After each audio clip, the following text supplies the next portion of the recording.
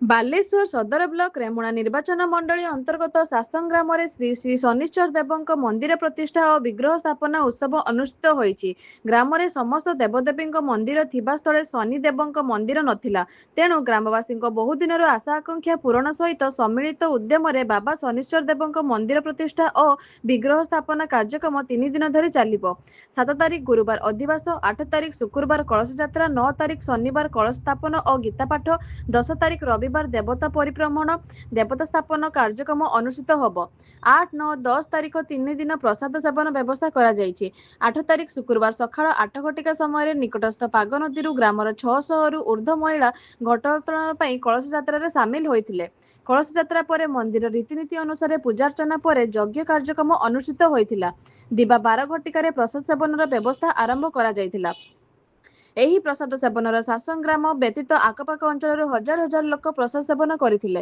ନିକଟରେ ଗ୍ରାମର ଶ୍ରୀ ଶ୍ରୀ ଜଗନ୍ନାଥଙ୍କ ଚନ୍ଦନ ଯାତ୍ରା ଏବଂ ମନ୍ଦିରର ମୁଖଶାଳା ପ୍ରତିଷ୍ଠା ଉତ୍ସବ ଅନୁଷ୍ଠିତ ହୋଇଥିଲା। ଏବେ ଶନିଶ୍ଚର ଦେବଙ୍କ ମନ୍ଦିର ପ୍ରତିଷ୍ଠା ଓ ବିଗ୍ରହ ସ୍ଥାପନା ଉତ୍ସବ ଗ୍ରାମ ଉତ୍ସବ ମୁଖର ହୋଇଉଠିଛି।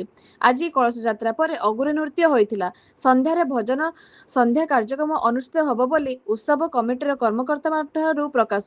ଏହି ପବିତ୍ର କାର୍ଯ୍ୟକ୍ରମରେ ଗ୍ରାମର ସଞ୍ଜୀବ କୁମାର ନାୟକ, ବିଜୟ ମହାନ୍ତି, ଦେବେନ୍ଦ୍ର ମଲ୍ଲିକ, ସରପଞ୍ଚ ପ୍ରଫୁଲ୍ଲ ଦ୍ୱିବେଦୀ, ଜୟନ୍ତ ମହାନ୍ତି, ସୁକାନ୍ତ ମହାନ୍ତି, ଲକ୍ଷ୍ମୀନାରାୟଣ ଜେନା, ଦିଲ୍ଲୀପ ଜେନା, ଦୀପଙ୍କର ଦାସ, ଛଚିନ୍ଦ୍ର ମହାନ୍ତି, ରମେଶ ଚନ୍ଦ୍ର ଦାସ, ଉପେନ୍ଦ୍ର ବେହେରା, ଜ୍ଞାନରଞ୍ଜନ ସେଠୀ ପ୍ରମୁଖ ଉପସ୍ଥିତ ରହି ସୁଚାରୁ ରୂପେ ପରିଚାଳନା କରୁଛନ୍ତି।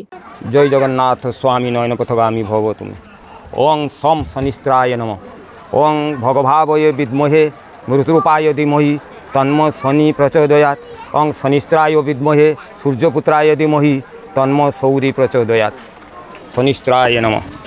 आज सासंग ग्राम एमती परिवेश सृष्टि होइछि जे सासंग ग्राम एमती परिवेश सृष्टि होइछि जे आमे भावुचे आम सासंग ग्रामटाକୁ आध्यात्मिक परिवेश भितर पुरीर जमीता श्रीक्षेत्र अच्छे आम भावुचे द्वितीय श्रीक्षेत्र करने किंतु चेष्टा चली भगवान की इच्छा। आज द्वितीय आम नूतन शनि मंदिर प्रतिष्ठा होची तांकर विग्रह प्राण प्रतिष्ठा भी हम 3 दिन धरी चलो प्रतिष्ठा उत्सव 3 दिन धरी यज्ञ चलो आतिर आमर कलश यात्रा 650 स्त्रीलोकर कलश यात्रा होता आर अघुरी नाच होता ता सहित सहित एठी आमे प्राय 10,000 लोकंकर खाइबार व्यवस्था करिछु 3 दिन रे आमर एमिति परिवेश सृष्टि होइछे। सासंग जगन्नाथ मंदिर गोटे पर गोटे जगन्नाथंकर होइतिला गोमुट प्रतिष्ठा एथर नूतन शनि मंदिर प्रतिष्ठा होइछे।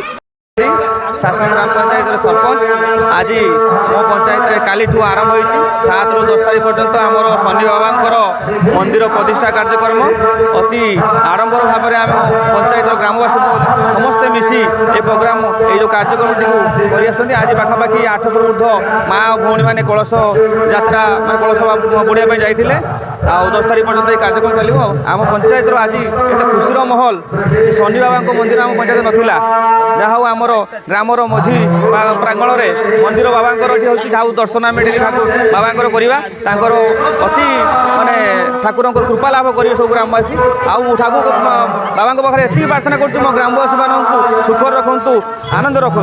जय शनिदेव।